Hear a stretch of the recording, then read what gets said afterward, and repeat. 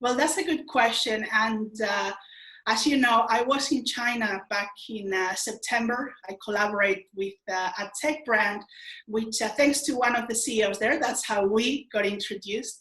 So I got to meet many women in China there. And I've met, of course, women from China before in other countries as I'm traveling. And the one thing that I've always thought is, wow, you are so driven. Maybe it's because I've met women in business, but I think China has a society, even though, for example, in the digital and tech world, which is where I move, there is a low number of women. I believe that you're very disciplined. Women in China can truly achieve anything that they want. My advice is always, be yourself always. Find your voice. Be heard.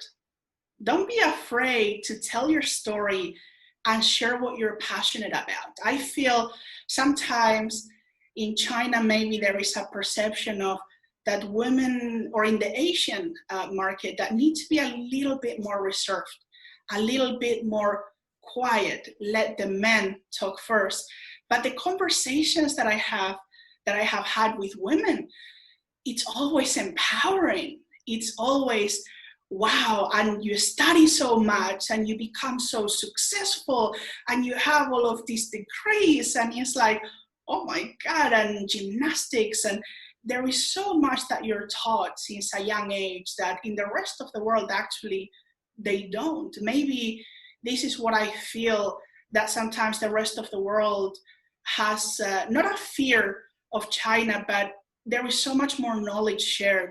I remember when I was in Shenzhen and I visited this campus in Shenzhen, and I talked to the CEO and I was telling them, the biggest challenge you guys have is that this company was born in China. If it had been born in any other country, this would not happen. Just because the society or the world has put this stigma into what China is. But it's because since children are children, you are taught so much more.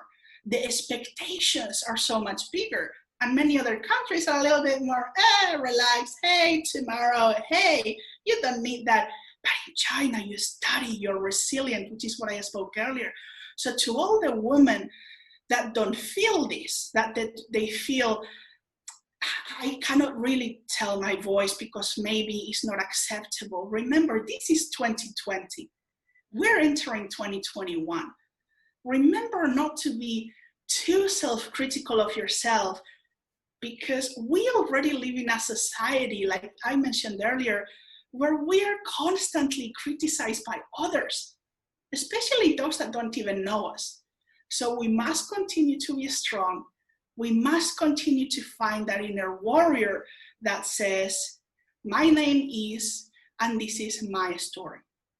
Never be afraid to shut down, to not tell your story, no matter who tells you no, because this is what we as women do. We come out stronger from any situation.